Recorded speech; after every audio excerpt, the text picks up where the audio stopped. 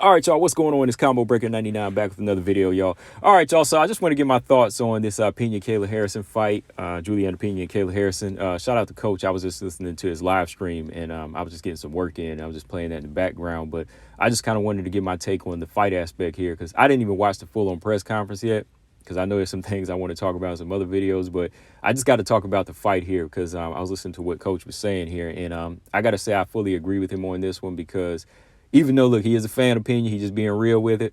Pena's got some enemies in here. And I mean, it ain't just Kayla Harrison or the judges here. I mean, she's got the fighter across the cage from her against her, the referee, the judges, and of course Dana White.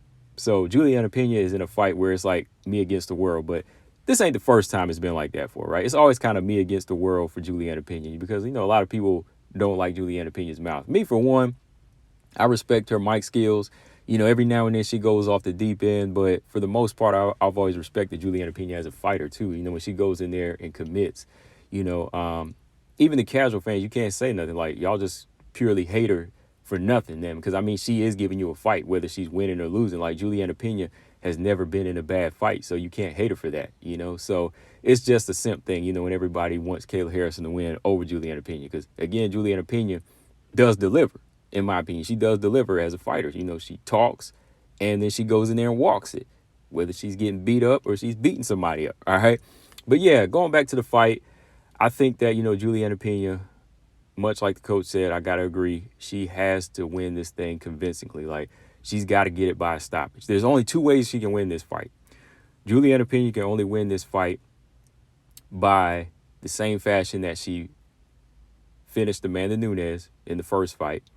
The second way Julianna Pena can win this fight is the way Amanda Nunes whooped her in the rematch. All right, those are the only two ways I can see her winning. She can either go in there and finish Kayla Harrison, like Kayla, knock her out, or submit her, beat her down and submit her, break her down and TKO her. And the second way, it's got to be a complete shutout of 50-45.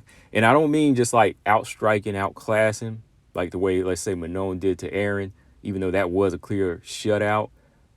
But if they give any room, if Julianna Pena's team gives any room for Kayla Harrison to connect on her, they would still make those rounds back and forth. So Julianna Pena would have to drop Kayla Harrison a number of times, split her head open, have blood pouring everywhere, all over her, and just have her completely out of it and just completely done, broken wheel and everything, just going through the motions until the end of the fifth round. So those are the only two ways I can see Julianna Pena winning the fight, because the more and more the stock builds up on Kayla Harrison's side, Julianna Pena's got to work harder. You know, the belt's already out of her hands, so she's got to come back with something bigger than, you know, she's done in her last fight against Rocky. Because the Rocky fight, in my opinion, I thought Rocky did enough to win the fight. If Pena got it, oh well, okay, I can see that. But the thing is, it can't be no tooth and nail fight where you get dropped a number of times or you going back and forth. It can't be that type of fight. Julianna Pena needs to be on her game to outclass Kayla Harrison in one of the other departments. Like, she's got to be quicker with her jiu-jitsu. She's got to be better with her wrestling. She's got to be rough and tough on the inside to, you know, get dirty with Kayla. Or she's got to be prepared to be the best striker she's ever been. And I'm not talking about somebody likes to knuckle up and, like I said, go in there and brawl or anything like that. Somebody just, you know, going in and chew you up. No, she's got to look like a technician in there, you know, a defensive striking wizard in there. And I know that's asking for a lot, but if Julianna Pena really wants to get this victory, she's got to win this one. You know, she's got to make it convincing, you know, in the fashion that the judges can't rob her. And like I said, preferably by stoppage. Now, could she do it by stoppage? I think she could. But it would really come down to her being able to expose the gas tank of Kayla Harrison, meaning taking her into deep waters.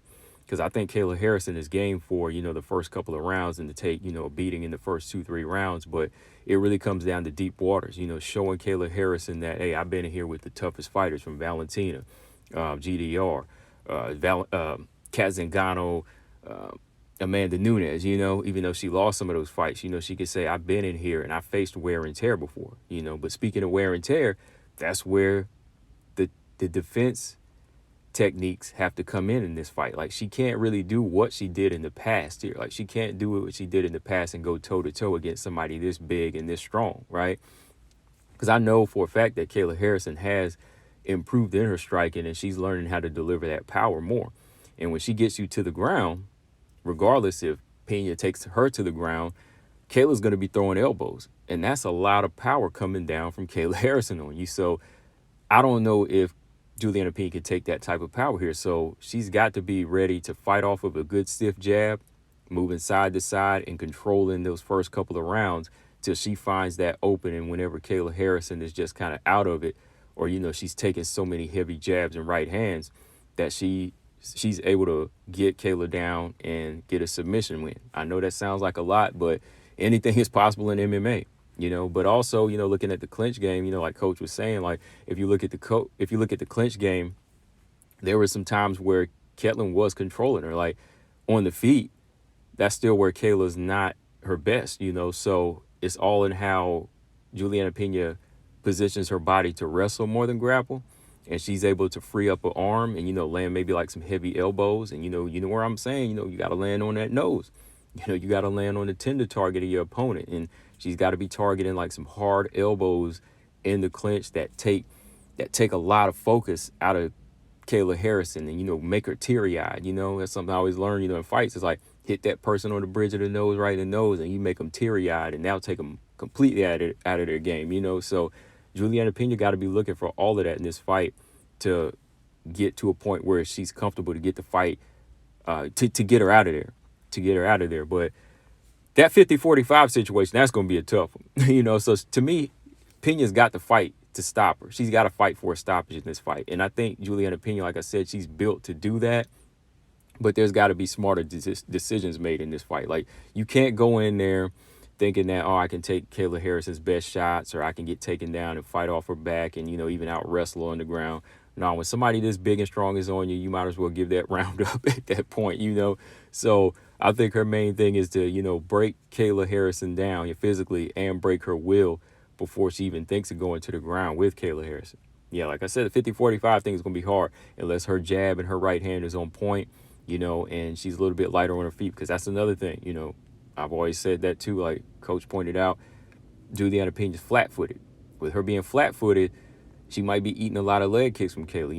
I don't know how them knees are, but, Kayla can move.